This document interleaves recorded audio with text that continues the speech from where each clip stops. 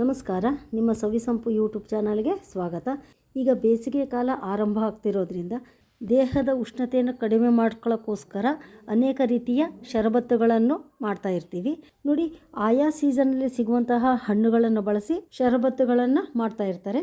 ಇವತ್ತು ನಾನು ಹಲಸಿನ ಹಣ್ಣಿನ ಜ್ಯೂಸ್ ಮಾಡೋದ ತೋರಿಸ್ತಾ ಇದ್ದೀನಿ.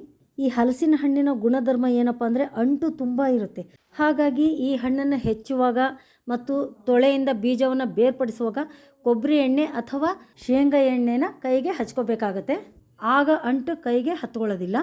ಆಗ ಮಾತ್ರ ಅತ್ಯಂತ ಸುಲಭ ರೀತಿಯಲ್ಲಿ ಹಣ್ಣನ್ನು ಬಿಡಿಸ್ಕೋಬಹುದು. ನೋಡಿ, ಈ ಹಲಸಿನಲ್ಲಿ 2 ವಿಧದ ಹಲಸನ್ನು ನೋಡ್ತೀವಿ. ಒಂದು ಕೊಬ್ಬರಿ ಹಲಸು, ಇನ್ನೊಂದು ಅಂಬ್ಲಿ ಹಲಸು. ಕೊಬ್ಬರಿ ಹಲಸು ತಿನ್ನಲಿಕ್ಕೆ ತುಂಬ ಟೇಸ್ಟ್ ಇರುತ್ತೆ.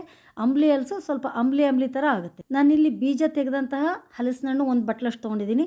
8 ಚಮಚದಷ್ಟು ಸಕ್ಕರೆ, 2 ಪೀಸು ದಪ್ಪ ಉಪ್ಪು, 2 ಏಲಕ್ಕಿ, ಇಷ್ಟನ್ನು ತೊಗೊಂಡಿದ್ದೀನಿ. ಮೊದಲಿಗೆ ಒಂದು ಮಿಕ್ಸರ್ ಜಾರಿಗೆ ಹಲಸಿನ ಹಣ್ಣನ್ನು ಸೇರಿಸ್ಕೊಳ್ತಾ ಇದ್ದೀನಿ. ಅದಕ್ಕೆ 2 ಕಲ್ಲುಪ್ಪು, ಸಿಪ್ಪೆ ತೆಗೆದ ಏಲಕ್ಕಿ ಹಾಗೆ 8 ಚಮಚದಷ್ಟು ಸಕ್ಕರೆ ಹಾಕ್ತಾ ಇದ್ದೀನಿ.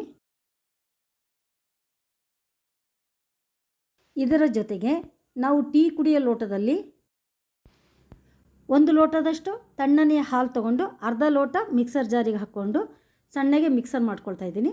ನೋಡಿ, ಹೀಗಾಗಿದೆ. ಅದಕ್ಕೆ ಉಳಿದ ಹಾಲನ್ನು ಸೇರಿಸ್ಕೊಂಡು ಪುನಃ ಇನ್ನೊಮ್ಮೆ ಮಿಕ್ಸರ್ ಮಾಡ್ತಾ ಇದ್ದೀನಿ. ನೋಡಿ, ಇಷ್ಟು ದಪ್ಪ ಆಗಿದೆ. ಕುಡಿಲಿಕ್ಕೆ ಹಿತ ಅನಿಸೋದಿಲ್ಲ. ಹಾಗಾಗಿ ಟೀ ಕುಡಿಯೋ ಲೋಟದಲ್ಲಿ 1 ಲೋಟದಷ್ಟು ತಣ್ಣನೆಯ ನೀರು ಹಾಕ್ತಾ ಇದ್ದೀನಿ. ಹಾಗೆ ಪುನಃ ಮಿಕ್ಸರ್ ಮಾಡಿ ನೋಡಿ, ಹಲಸಿನ ಜ್ಯೂಸ್ ರೆಡಿಯಾಗಿದೆ. ಆದ್ದರಿಂದ ಆಯಾ ಸೀಸನ್ನಲ್ಲಿ ಸಿಗುವಂತಹ ಹಣ್ಣುಗಳನ್ನು ಬಳಸಿ ಶರಬತ್ತು ಮಾಡಿಕೊಟ್ರೆ ಆರೋಗ್ಯಕ್ಕೆ ತುಂಬ ಒಳ್ಳೆಯದು. ಇಷ್ಟೇ ಅಲ್ಲ ರೀ, ಈ ಹಲಸಿನಿಂದ ಹಪ್ಪಳ, ಕಡುಬು, ದೋಸೆ ಇನ್ನೂ ಮುಂತಾದ ರೆಸಿಪಿಗಳನ್ನ ಮಾಡ್ತಾರೆ. ನನ್ನ ಪ್ರೀತಿಯ ವೀಕ್ಷಕರೇ, ನೀವು ಕೂಡ ಇದನ್ನು ಒಮ್ಮೆ ಟ್ರೈ ಮಾಡಿ, ಕಮೆಂಟ್ ಮಾಡಿ, ಸಪೋರ್ಟ್ ಮಾಡಿ, ಆದಷ್ಟು ಶೇರ್ ಮಾಡಿ, ಸಬ್ಸ್ಕ್ರೈಬ್ ಮಾಡಿ. Thank you.